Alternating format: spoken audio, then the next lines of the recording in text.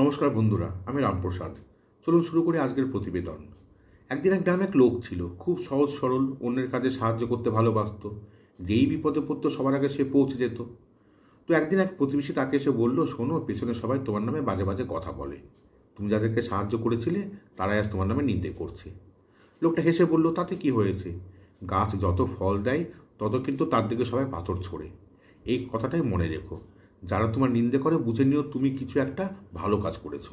কারণ খালি গাছে তো কেউ পাথর ছোড়ে না, তাই না? তাই ছোট্ট কথাটার মধ্যে একটা বড় শিক্ষা আছে।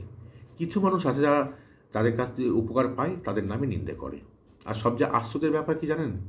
এই স্বভাবটা আজকাল আমরা সবচেয়ে বেশি কোথায় দেখছি? বাংলাদেশের কিছু মানুষের মধ্যে। ভাবুন তো, যে দেশটা জন্মই হয়েছিল ভারতের সাহায্য, ত্যাগ আর রক্তের বিনিময়ে, সেই দেশ এখন ভারতের নামে গালাগাল। এই যেন অকৃতজ্ঞতার চরম উদাহরণ।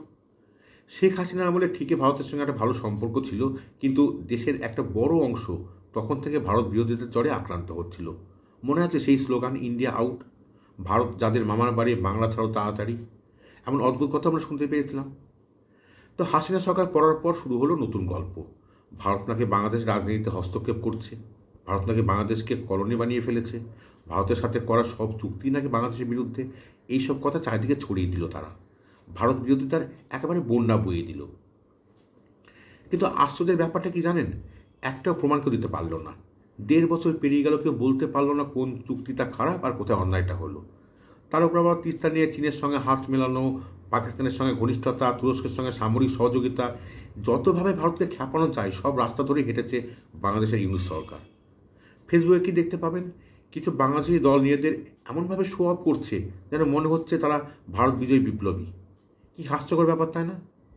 এমনকি সরকারি উপদেষ্টা মোহাম্মদ ইউনূস নিজেই মাঝে মাঝে এমন পোস্ট বা মন্তব্য করছেন যা খোদ ভারতের বিরুদ্ধে বিদ্বেষ ছড়ানোর নামান্তর, যা মানুষকে আরও বেশি খেপিয়ে তুলছে।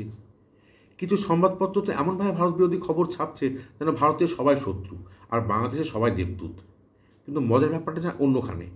এতদিন যারা ভারতকে দোষ দিচ্ছিল তারা আজ হঠাৎ করে ভারতের প্রেমে পড়েছে। কেন? কারণ এবার তাদের বুকের মধ্যে ভয় ঢুকেছে। চলুন কারণটা একটু খুলে বলা যাক। তো লালকেল্লা যে বিস্ফোরণটা ঘটেছে সেখানে দুজন বাংলাদেশি নাগরিক ধরা পড়েছে জম্মু রেল স্টেশন থেকে। কিন্তু এখনও পর্যন্ত ভারত সরকার বা গোয়েন্দা দপ্তর কেউই বলেনি যে বাংলাদেশ সরকার জড়িত। তো বাংলাদেশের পররাষ্ট্র উপদেষ্টা তৌহিদ হোসেন মাঠে নিয়ে পড়লেন। আর কি বললেন? বাংলাদেশকে এই ঘটনায় টানা একেবারেই ভিত্তিহীন। এখন ভাবুন তো, ভারত তো নামই নেয়নি, তাহলে উনি কেন এত ব্যাকুল হয়ে ছাপাই দিচ্ছেন? কারণটা খুব পরিষ্কার। বাংলাদেশ এখন এমন জায়গায় গিয়ে দাঁড়িয়েছে যেখানে সে নিজেকে প্রায় পাকিস্তানের পর্যায়ে নামিয়ে এনেছে। সরকারি স্তরে সন্ত্রাসবাদের সঙ্গে আপোস চলছে। ইউনূস সরকার ক্ষমতা এসে জেল থেকে কুখ্যাত জঙ্গিদের মুক্ত করে দিয়েছে। তারপর সেই জঙ্গিদের ফুলমালা পরিয়ে মিছিল করে নায়ক বানানো হয়েছে। এটা একটা স্পষ্ট বার্তা, এই সরকার সন্ত্রাসবাদকে প্রশ্রয় দেয়।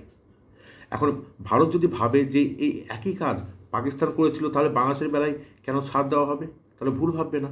কারণ ভারতের নীতি একটাই, যে দেশ সন্ত্রাসে হাত মেলায় সে দেশ ভারতের শত্রু। তো এখন আপনার কি মনে হয়, ভারত কি যুদ্ধ করবে? আমি বলছি না, যুদ্ধ করবে না। যুদ্ধ এখনই হবে না। কিন্তু ভারত অপেক্ষা করছে একটা পরিষ্কার প্রমাণের জন্য। যেদিন সেই প্রমাণ হাতে আসবে সেদিন ভারতের প্রতিক্রিয়া কী হবে তা আন্দাজ করা খুব একটা কঠিন না। আর এই ভয়েই বাংলাদেশের মন্ত্রী উপদেষ্টারা এখন রাতারাতি ভারতের সঙ্গে বন্ধুত্ব করতে চাইছে। তৌহিদ হোসেন কী বলছেন? ভারতের সঙ্গে পারস্পরিক শ্রদ্ধা, ভালো সম্পর্ক চাই। আরে ভাই, এতদিন ভারতের নামে গালাগাল ছড়ালে, আগুন ছড়ালে, আর এখন হঠাৎ করে প্রেমের গান গাইছো কেন? যে ভারত কাউকে ভিত্তিহীন দোষ দেয় না, কিন্তু প্রমাণ পেলে ছাড়েও না। এটাই ভারতের অবস্থান।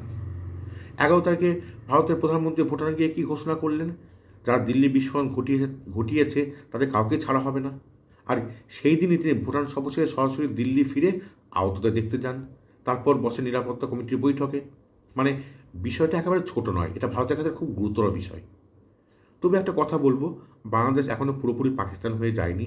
এখনও ওদের মধ্যে অনেক সাধারণ মানুষ আছেন যারা ভারতের প্রতি ভালোবাসা রাখেন এবং কৃতজ্ঞতা বোধটা তাদের মধ্যে আছে। তাদের জন্য হয়তো আশা রাখি এই সরকার যাই করুক, বাংলাদেশের মানুষ একদিন আবার ঠিক পথে ফিরবে। 71 সেই সম্পর্ক, সেই সহমর্মিতা ওটা যেন না ভাঙে, এটাই কামনা করি। তা বন্ধুগণ, এই ছিল আজকের প্রতিবেদন। আপনার মতামত অবশ্যই কমেন্ট বক্সে জানাবেন। ততদিন ভালো থাকবেন, সুস্থ থাকবেন।